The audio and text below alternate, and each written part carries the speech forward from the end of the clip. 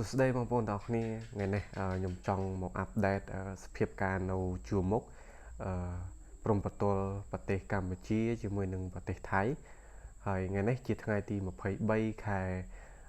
6ឆ្នាំ2025អញ្ចឹងហើយសភាពការអត់មានអីប្រែប្រួលទេគឺកងទ័ពទាំងពីររបស់ប្រទេសនីមួយៗហ្នឹង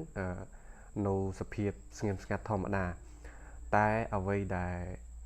ជាដំណឹងថ្មីគឺសម្ដេចហ៊ុនម៉ាណែតគាត់បានប្រកាសហើយថាប្រទេសកម្ពុជាយើងកងទ័ពកម្ពុជាយើងគឺបានបាញ់ទម្លាក់ដ្រូនរបស់ទាហានថៃចំនួនដូចជា2គ្រឿងអាហ្នឹងបើសិនជាខ្ញុំនិយាយខុសគឺខ្ញុំសុំទោសផងគឺបាញ់ធ្លាក់ដ្រូនរបស់ថៃហើយក្នុងការបាញ់ហ្នឹងគឺដោយសារតែថៃហ្នឹងវាប្រហោះដ្រូនចូលដីយើងហើយមួយសារជា2សារគឺយើងជូនដំណឹងទៅថៃហើយតែថៃគឺគាត់នៅតែក្លឿនហើយអញ្ចឹងហើយទៅសម្ដេចគាត់សម្រេចចិត្តថានឹងឲ្យទាហាននៅព្រំដែនហ្នឹងបាញ់កំទេចដ្រូនហើយបាញ់ធ្លាក់ដូចជាមួយបើមិនមួយគឺ2អញ្ចឹងហើយនេះជាអ្វីដែលយើងគួរតែធ្វើខ្ញុំក៏គ្រប់ត្រូលដែរព្រោះដូចយើងដឹងស្រាប់ហើយថៃនៅពេលដែលយើងអត់ធ្វើអីវាមួយគឺវាបានចិត្តណាវាធ្វើអីមួយគឺវាញុះញង់រោរឿងយើងអត់ឲ្យយើងបានសុខទេពេលខ្លះទាំងតែវារោរឿងយើងសោះគឺជួនកាលវាដើរតួកំសត់ឬក៏វាចុះពើមាននៅប្រទេសវាថាកម្ពុជាយើងជាអ្នកឈ្លានពានជាអ្នករោរឿងជាអ្នកញុះញង់វាតែធៀបពិតគឺ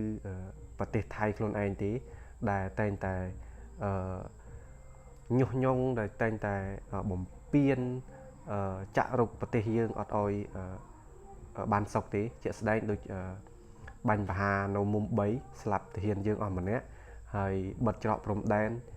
ឯកតោភាគីមិនអោយប្រទេសកម្ពុជាយើងដឹងហើយមួយទៀតគឺបំរុងនឹងបិទប្រេងដែលនាំចូលមកកម្ពុជាប៉ុន្តែអ្វីទាំងអស់នោះគឺរដ្ឋាភិបាលយើងបានតបតទៅវិញហើយយើងក៏គ្រប់គ្រងនៅចំណាត់ការរបស់រដ្ឋាភិបាលនៃប្រទេសកម្ពុជាយើងកុំអោយខ្លាចវាពេកយើងវាដាក់មកយើងដាក់ទៅវិញអញ្ចឹងបានបដៅជាមេរៀនឲ្យពួកថៃខ្លះដូចរឿងដ្រូនអញ្ចឹងរឿងដ្រូនគឺរយៈពេលដែលថៃប្រហោះស៊ើបការឬក៏ប្រហោះចូលដែនដីកម្ពុជាជាកន្លះខែហើយបើតាមទាហានជួរមុខនិយាយគឺកន្លះខែហើយតែកម្ពុជាយើងអត់ធ្វើអីអត់បាញ់អត់អីទេតបនឹងប្រហែលថ្ងៃបទបញ្ជាមកពីសម្ដេចហ៊ុនម៉ាណែតគឺគាត់ឲ្យបាញ់ដ្រូនណាដែលហោះចូលដែនដីយើងអញ្ចឹងហើយបានជាទាហានយើងបាញ់ធ្លាក់ដ្រូនរបស់ថៃ